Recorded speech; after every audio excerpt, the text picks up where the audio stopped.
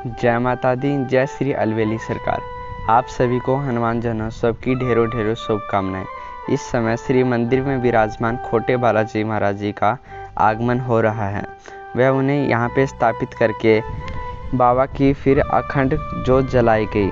अखंड जोत जलाने के पश्चात बाबा को जल, दूध, शहद आदि से अभिषेक कराया गया।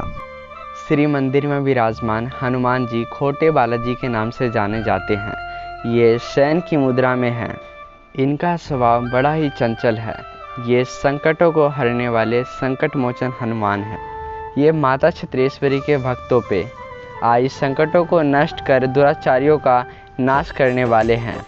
इस समय श्री महाराज जी द्वारा जलाभिषेक करने के पश्चात वहाँ पे उपस्थित सभी श्रद्धालुओं को यह एक सुनहरा अवसर प्राप्त हुआ कि वे श्री खोटे बालाजी महाराज जी का जलाभिषेक कर पाएंगे। श्री मंदिर में उपस्थित सभी श्रद्धालु जो बाबा के इस जन्म उत्सव में शामिल हुए थे, सभी बारी बारी से आके श्री खोटे बालाजी महाराज जी को जलाभिषेक कराया और उनसे ये कामना की कि हे बालाजी, आप संकटों को हारने वाले संकट मोचन महाबली हनुमान हैं। आप कृपा कर मेरी भी संकटों का निवारण कीजिए। आज हनुमान जन्म उत्सव के पावन पर्व पर बाबा के अद्भुत दर्शन करते हुए भक्तों ने बाबा के दोनों चरणों पर सिंदूर का तिलक लगाया। इस समय स्नान सिंदूर आदि से निर्मित हो बाबा को सज्जित किया जा रहा है। जिस प्रकार एक बच्चे को स्नान आदि कराकर उसे सज्जित किया जाता है, ठीक उसी प्रकार हमारे खोटे बालाजी महाराज को अभी सज्जित किया जा रहा है। श्री खोटे बालाजी महाराज सज्जित होने के पश्चात अपने भक्तों को देंगे अपने बाल स्वरूप के दर्शन। बाबा का जन्म हो गया, पूर्णतः सज्जित हो चुके हैं। कुछ ही क्षणों के पश्चात पर्दा को हटाया जाएगा। फिर श्री मंदिर में उपस्थित सभी श्रद्धालु श्री खोटे बालाजी महाराज के बाल स्वरूप के दर्शन कर पाएंगे। बाबा का जन्म उत्सव है और श्री मंदिर में उपस्थित श्रद्धालु अपनी सामर्थ्य अनुसार बाबा के लिए भेंटें लाए हैं। कोई बाबा के लिए चुन्नी, तो कोई सिंदूर, कोई सवावणी, तो कोई वट के वृक्ष के पत्तों की माला बनाकर जिस पर एक तरफ राम और दूसरी तरफ माँ लिखकर बाबा पे अर्पित कर रहे हैं। इस समय श्री बालाजी अपने बाल स्वरूप में हैं। जिस तरह से एक बच्चे को उसके जन्मदिन पर उपहार देने पर वह बहुत खुश हो जाता है, ठीक उसी प्रकार हनुमान जन्मोत्सव के पावन पर्व पर बाबा को भेंट चढ़ाने से वे अति प्रसन्न होते हैं और उन पे उनकी कृपा हमेशा बनी रहती है। बाबा पे भोग आदि अर्पित करने के पश्चात बाबा की आरती की जा रही है। मंगलवार और शनिवार के दिन हनुमान जी की विशेष रूप से पूजा की जाती है। सनातन धर्म में राम भक्त हनुमान जी को संकटों को हरने वाला देवता माना गया है, क्योंकि इनकी पूजा करने से सभी कष्ट दूर हो जाते हैं, साथ ही शनि की साढ़े साथी खत्म हो जाती है। सनातन धर्म में हनुमान जी को सबसे बलशाली और बुद्धिमान देवता के रूप में पूजा जाता है। हनुमान जी को भगवान शिव का रुद्र अवतार माना गया है, जिनका जन्म रामायण काल में भगवान श्री राम की सहायता के लिए हुआ था। बाबा की आरती समाप्त हो चुकी है। श्री महाराज जी द्वारा भक्तों में चरना अमृत वितरित किया जा रहा है, तो साथ ही दीदी महाराज जी द्वारा भक्तों को आरती दी जा रही है। आरती को 3 चरणों में ग्रहण करना चाहिए। पहला नेत्र, दूसरा मुख और तीसरा हृदय। आरती और चरना अमृत वितरित के पश्चात माता पे अर्पित 56 भोगों का सभी भक्तों में एक एक करके वितरित किया गया। जो श्रद्धालु बाबा के जन्म उत्सव के समय बाबा पे भेंट अर्पित नहीं कर सके, वे शाम को संध्या आरती के पश्चात बाबा का जन्मोत्सव हर्षोल्लास के साथ मनाया जाएगा। उस समय वे अर्पित कर पाएंगे। इस समय संध्या आरती प्रारंभ हो चुकी है। यदि कोई व्यक्ति मंत्र नहीं जानता, पूजा की विधि नहीं जानता, लेकिन भगवान की हो रही आरती और उस पूजन कार्य में श्रद्धा के साथ शामिल होकर आरती करे, तो भगवान उसकी पूजा स्वीकार करते हैं। आरती को नीराजन भी कहा जाता है। नीराजन का अर्थ होता है विशेष रूप से प्रकाशित करना, यानी देव पूजन से प्राप्त होने वाली सकारात्मक शक्ति हमारे मन को प्रकाशित करके हमारे व्यक्तित्व को उज्जवल कर दे।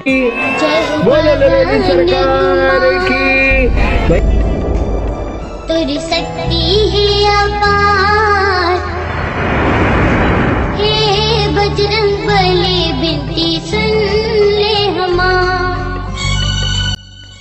आरती होने के पश्चात भक्तों में श्रावणी के प्रसाद का वितरण किया गया। साथ ही जो श्रद्धालु भंडारे के प्रसाद को ग्रहण दोपहर में नहीं कर पाए वे इस समय कर पा रहे हैं।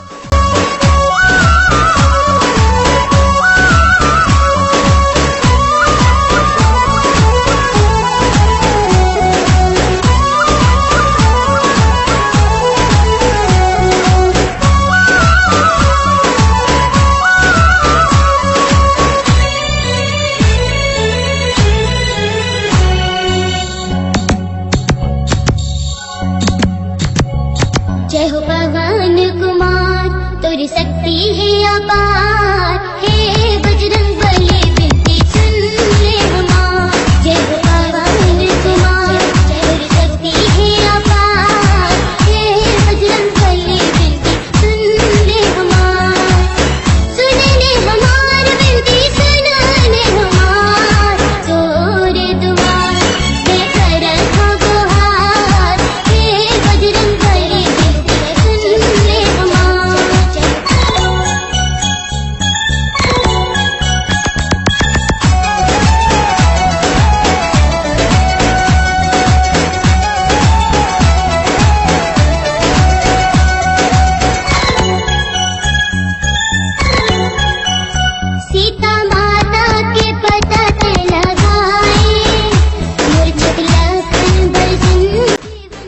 आरती और होने के पश्चात सभी भक्तों के मस्तक पे तिलक लगाया गया। तिलक हिंदू होने का प्रतीक है। तिलक लगाना हिंदुओं का एक विशेष अंग है। तिलक के बिना पूजा अधूरी मानी जाती है। मस्तक पर तिलक लगाने के पश्चात सभी श्रद्धालु माता के दर्शन हेतु लाइन में लग चुके हैं। आज माता के अंतिम दर्शन होने हैं। आज के दर्शन के पश्चात 1 माह के लिए माँ के कपाट को बंद कर दिया जाएगा। माता के श्री मंदिर में पहली बार श्रद्धालु पूर्वोत्तरी द्वार, जिसे चिंतामणि द्वार कहा जाता है, उस द्वार से प्रवेश कर माता के दर्शन प्राप्त कर सकेंगे।